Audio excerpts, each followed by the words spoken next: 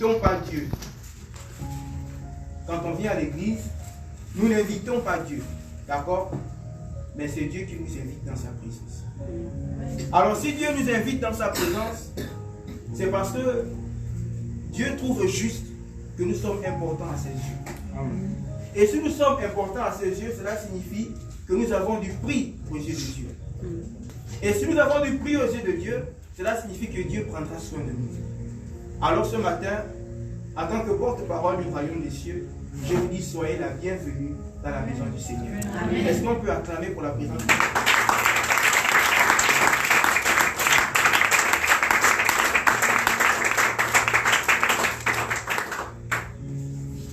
Merci Seigneur. Aujourd'hui, nous allons essayer de nous entretenir ensemble sur un sujet qui est très important. Je me rappelle, j'étais chez moi. Le Seigneur m'a parlé à 3 heures du matin sur ce message. Il m'a dit, va parler à mon peuple. Et aujourd'hui, nous allons essayer de nous entretenir sur la gloire de Dieu par les difficultés.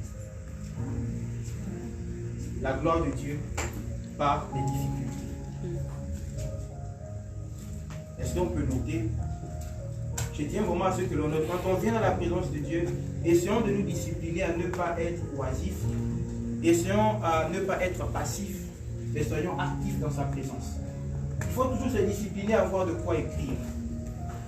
Parce que si tu dis tu vas prendre part à tout le culte et que tu vas retenir ce qui est sûr, tu ne pourras pas. Donc il faut toujours prendre note. D'accord?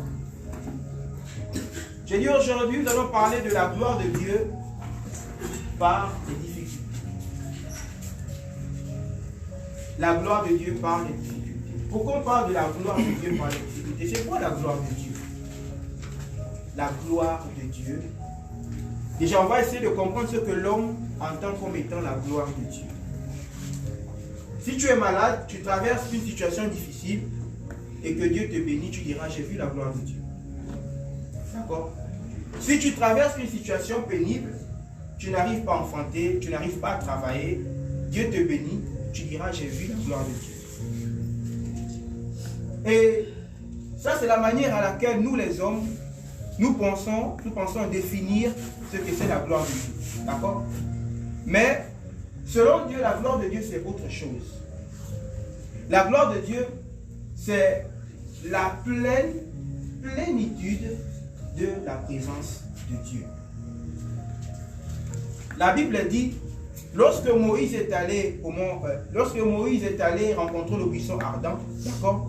La Bible dit, le visage de Moïse était couvert de gloire. Les hommes ne pouvaient pas regarder Moïse. Pourquoi? Parce que la gloire était manifeste sur Moïse. Mais si la gloire était manifeste sur Moïse, c'est parce qu'il y avait une présence. Or, c'est la présence de Dieu dans nos vies qui manifeste la gloire de Dieu. Alléluia. Maintenant, lorsqu'on parle des difficultés, c'est-à-dire la gloire de Dieu au travers des difficultés, ou encore la gloire de Dieu par les difficultés, c'est ce qui signifie qu'il y a des circonstances, il y a des situations que nous vivons. Ces situations-là paraissent être vraiment difficiles. Or, Dieu permet ces situations afin qu'une seule chose arrive: faire éclater sa gloire.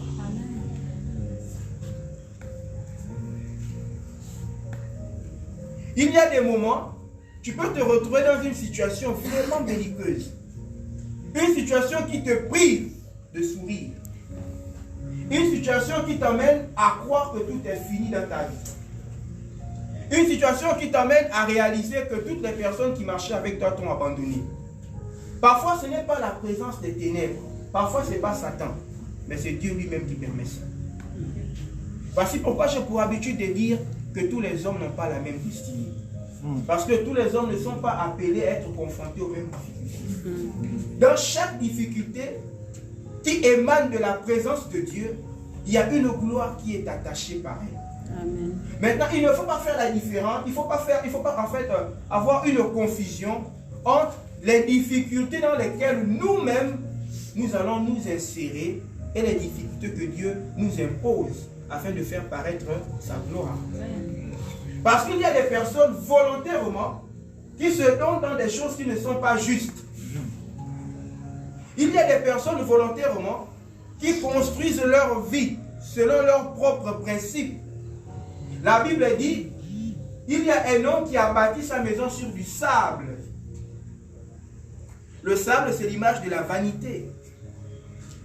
Donc cet homme a bâti sa maison avec facilité, avec rapidité, avec ses propres motivations, avec sa propre conception de la vie, avec sa propre mentalité. La personne s'est dit, je vais fonctionner comme ça pour atteindre tel objectif. Mais le problème, c'est que lorsque tu t'engages, que cela soit dans une relation, que cela soit dans une affaire ou dans une circonstance, sans pourtant avoir l'aval de Dieu, ce que tu vas rencontrer devant, ce n'est pas Dieu qui est à l'origine de ça, mais c'est toi-même. Amen. Alléluia. Amen. Voici pourquoi, lorsque tu réalises que le chemin que tu as eu à prendre est un chemin qui t'a emmené dans les ténèbres, ne mets pas Dieu dedans. Ne dis pas Seigneur et pourtant je t'ai prié, Seigneur et pourtant je t'ai demandé de m'aider. Non, tu as pris la décision de vivre ainsi toi-même. J'ai pour habitude de dire Dieu n'a pas créé des automates. Vous connaissez les automates? Les automates ce sont des robots. Hein? Dieu n'a pas créé des cyborgs, des mi-hommes, mi-machines. Dieu a créé des hommes avec la raison. Dieu a donné à ces hommes la capacité de choisir ce qui est bien et ce qui est mauvais. Amen. Aucun prophète, aucun pasteur ne peut changer les principes que Dieu a établis, si ce n'est que Dieu lui-même. Même Dieu lui-même, il se soumet à sa propre parole. Donc pour mener ta vie, ce n'est pas un autre homme de Dieu qui viendra te dire, en fait, le libre arbitre, tu n'as pas besoin de croire en cela, c'est faux. Parce que tu le veuilles ou pas, tu as le choix de choisir comment ta vie fonctionnera. Et il y a plusieurs personnes de nos jours qui se retrouvent dans des situations vraiment difficiles. Non pas parce que Dieu a voulu qu'ils soient dans ces situations, mais parce que les personnes elles-mêmes se sont engagées volontairement dans cette situation. Et c'est maintenant lorsque tu te trouves buté à une situation qui est difficile que tu dis Seigneur, pourquoi tu m'as abandonné? À ce niveau, je veux qu'on soit juste. Dieu n'abandonne personne. Amen. Dieu ne peut pas t'abandonner, ça c'est faux. Amen. Il y a des moments l'Éternel nous parle, mais nous ne prêtons pas attention à la voix de Dieu. Il y a des moments où Dieu peut susciter les hommes de Dieu pour venir te donner l'orientation qu'il faut. Amen. Pour sortir de cette situation. Mais tu endurcis ton cœur. Tu peux faire fonctionner comme tu veux. Et aujourd'hui, tu te retrouves dans une situation très difficile. Et tu te dis, Seigneur, pourquoi je suis là? Je vais poser une question à toute l'assemblée. Est-ce que tu te réjouis de la vie que tu mènes présentement? Est-ce que lorsque tu t'es vu il y a 10 ans, 5 ans avant, tu t'es dit, ma vie devra fonctionner de cette manière? Est-ce qu'aujourd'hui tu vis pleinement la vie que Dieu avait prédestinée pour toi? Non. Non. Pourquoi? À cause de vos choix. Yes. Aujourd'hui, si tu tardes à vivre la grâce du mariage, parfois ce n'est pas les sorcières. Aujourd'hui, si tu tardes à vivre l'épanouissement financier, parfois ce n'est pas le démon de pauvreté. Parfois c'est ta cupidité. Parce que Dieu dit, si tu es reconnaissant envers moi par tes dîmes, par tes offrandes et tes actions de grâce, je te bénirai financièrement. Mais toi-même, tu es cupide envers toi-même. Et tu vois, les finances ne se manifestent pas. En quoi Dieu est responsable de ce que tu traverses? Amen. Encore. Il y a des personnes qui se sont dit, je vais me marier à telle date, je vais épouser tel homme, je vais épouser telle femme. Mais le problème, c'est que sexuellement, tu n'arrives pas à te discipliner. Tu es parti avec un homme, tu as eu un enfant. Tu es allé avec un autre, tu as encore eu un autre enfant. Aujourd'hui, tu te retrouves avec 4, 5 et tu te dis, Seigneur, est-ce que je peux encore me marier? Le problème, ce n'est pas Dieu. Le problème, ce sont nos choix. Amen. Amen. Regardez comment le libre arbitre a la capacité de changer la destinée des hommes. Vos choix. Quand Dieu dit, je mets 2 chemins devant toi, la vie et la mort, Mais je t'en prie, fils, je t'en prie, choisis la vie, afin que tu vives longtemps. Mais nous trouvons juste de ne pas suivre les principes de Dieu et à suivre ce que nous-mêmes, nous voulons suivre. Regarde ta vie spirituelle. Combien de fois Dieu ne t'a-t-il pas réveillé aux heures tardives pour que tu sois dans sa présence avec lui? Mais combien de fois tu as refusé? Et aujourd'hui, l'ennemi s'est réjoui de... Il y a beaucoup de... Pendant que je suis en train de parler, Dieu m'ouvre les yeux. Je vois beaucoup de personnes qui traversent des situations sur le plan familial, sur le plan spirituel, sur le plan financier. Mais ces personnes qui sont attaquées par des démons, non pas parce que Dieu ne les aime pas, mais parce que Dieu les a réveillés à plusieurs reprises pour être dans sa présence, mais ils ont refusé délibérément. Délibérément. Et il y a d'autres personnes qui ont reçu des instructions divines, non seulement de la part de Dieu, mais de la part des serviteurs de Dieu. Mais ils ont refusé de mettre ça en pratique. Ça, c'est ton propre choix. L'homme est le fruit de son propre choix. Tes choix vont déterminer ton avenir. Ne dors pas, ne dors pas, ne dors pas. Je ne vais pas laisser les limites. Si tu dors, je vais te mettre une. Parce que lorsqu'il est question des choses très indispensables, vous savez, on peut prophétiser dans ta vie. On peut te poindre d'huile. Mais si ton libre arbitre, si ta volonté n'y est pas, ne siège pas, Dieu ne fera rien. Amen. Dites-moi un seul homme dans la Bible qui est devenu serviteur de Dieu, qui a impacté le monde parce qu'on l'a forcé. Quelqu'un connaît? Si tu trouves, je donne 5 minutes. Quelqu'un connaît? Personne. Dieu n'agira jamais outre notre volonté. Dieu ne va jamais t'imposer une manière de faire. Dieu ne va jamais te dire, fonctionne de cette manière. Jamais. Il y a des personnes qui aspirent à vivre la grandeur avec Dieu. Mais Dieu met à côté de ces personnes des hommes et des femmes pour les orienter. Amen. Amen.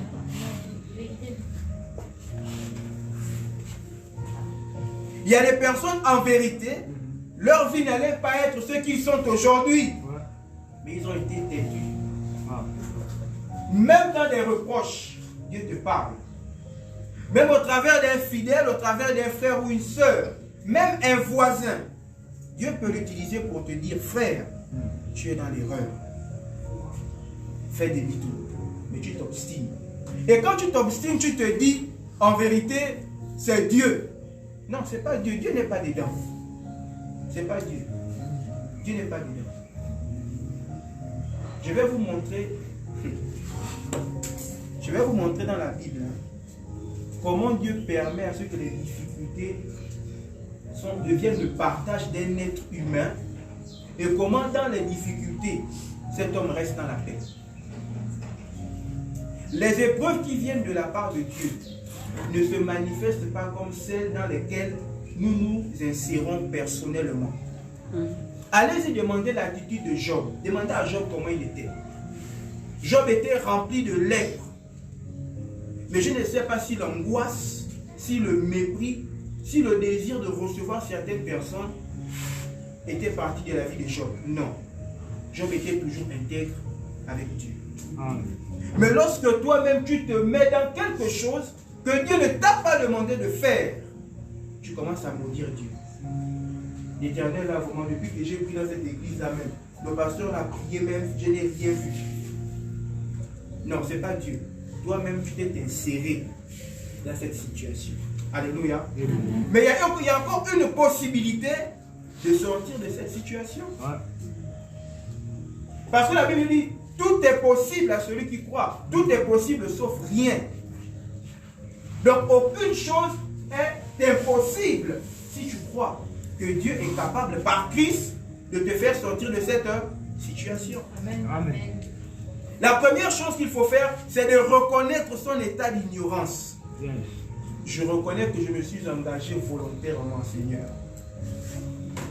Comme le fils prodigue, je reconnais que j'ai été immature de ma manière de fonctionner. Si je me retrouve où je suis aujourd'hui, c'est de ma propre faute. Seigneur, je te demande pardon et je veux revenir à tes pieds. Alléluia. Ça, ce sont les épreuves. les épreuves selon les hommes. Mais quand tu sais que tu t'es engagé dans une situation, et sachant que cette situation est en train de te détruire, tu sais que si tu vis ces choses-là, ce n'est pas parce que Dieu t'a demandé de les vivre, ce n'est pas parce que Dieu t'a amené à les traverser, mais c'est parce que toi-même, par tes propres choix, par tes propres convictions, tu t'es retrouvé dans ça. Alors il faut que tu parviennes à te repentir de ce que tu as eu à faire. Car si tu ne te repens pas, tu laisses tes propres convictions fonctionner ainsi. Bien-aimé dans le Seigneur, tu finiras à la dérive. Alléluia. Ah, là, il n'y a pas beaucoup d'amen. Amen.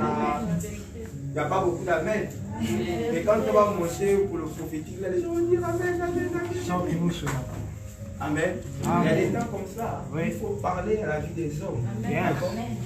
Et c'est Dieu qui m'a donné ce message.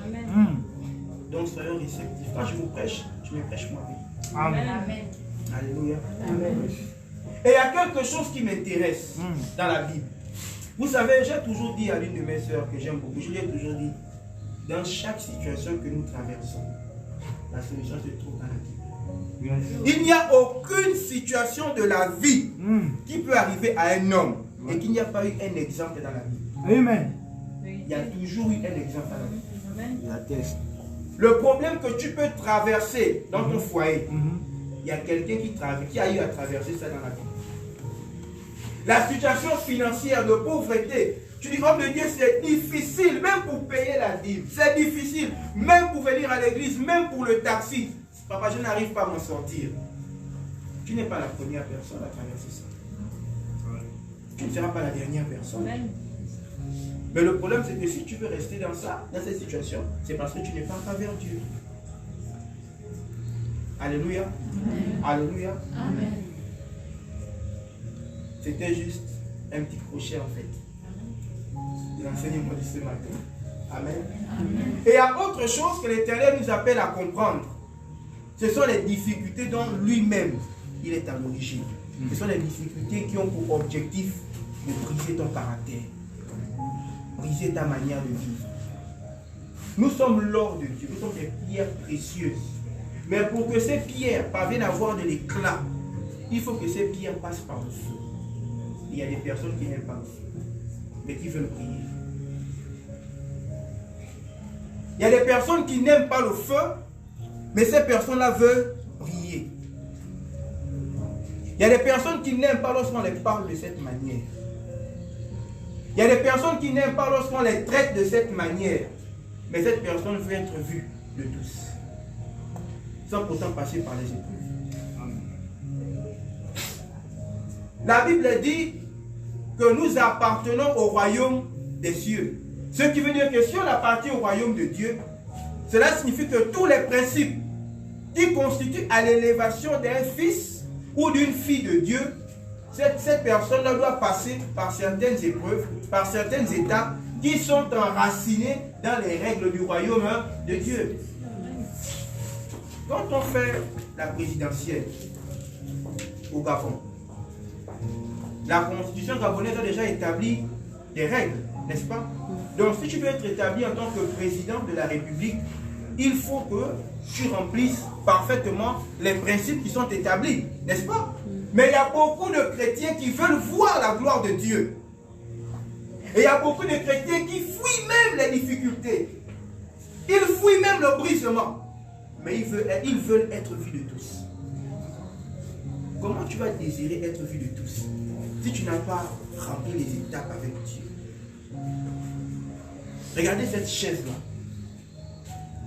Avant que cette chaise ne devienne ce qu'elle est, c'était un arbre. D'accord? C'était un arbre. Mais pour que la transformation quitte de arbre à cette chaise, il a fallu plusieurs étapes. Si l'arbre pouvait parler à chaque fois qu'on le coupait, à chaque fois qu'on le taillait, l'arbre n'avait pas la conscience de ce que le menuisier voulait faire sortir en lui. Quand l'arbre se regardait, l'arbre se voyait à l'état brut. Mais quand le menuisier regardait l'arbre, le menuisier voyait cette belle chaise. Et il y a des personnes comme ça, quand tu te vois, tu penses que ta vie n'avance pas. Mais quand Dieu te voit, il voit une perle précieuse. Amen. Amen.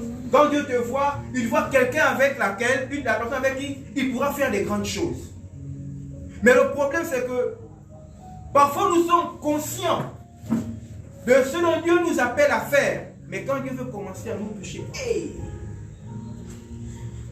on rentre au-dedans de nous. Si l'arbre pouvait parler, lorsque le menuisier a commencé à le scier, ressentir les coups de la scie, est-ce que l'arbre ne pouvait pas pleurer? Hein? Lorsque le menuisier tapait des coups d'enclume, des coups de marteau, est-ce que cet arbre-là n'avait pas mal? L'arbre avait mal. Mais vous savez pourquoi l'arbre a accepté de devenir cette chaise? Parce que l'arbre a accepté de mourir. L'arbre a accepté de mourir. L'arbre a accepté de renoncer en soi. Parce que pour le menuisier, pour que cet arbre devienne une chaise très importante, il a fallu l'emmener par des difficultés. Il y a beaucoup de personnes aujourd'hui qui traversent des difficultés, hein, le rejet. Et tu te demandes pourquoi tu passes par ça. Parce que Dieu t'amène là-bas. Dieu t'amène là-bas parce qu'il veut t'exposer quelque part. Il y a quelque chose que Dieu veut faire avec toi. Mais il permet que tu passes par ces temps difficiles. Tu vas prier, Seigneur, sors-moi de là. Il ne va pas te sortir. Vous connaissez la tronçonneuse, quand on va voir les menuisiers, ils ont une machine là, avec une longue roue.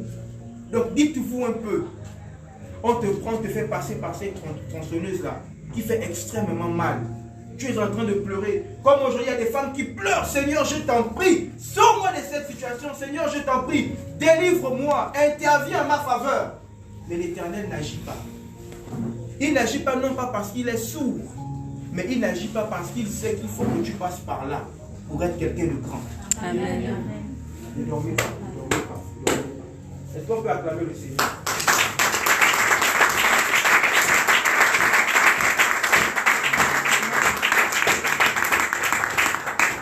Alléluia. Alléluia. Amen. La Bible nous parle d'un homme. Cet homme était un serviteur de Dieu. Et cet homme a eu à traverser une enfance pas comme tout le monde. Il est passé de difficulté en difficulté. Il n'est pas passé de difficulté en difficulté parce que lui-même il voulait, non.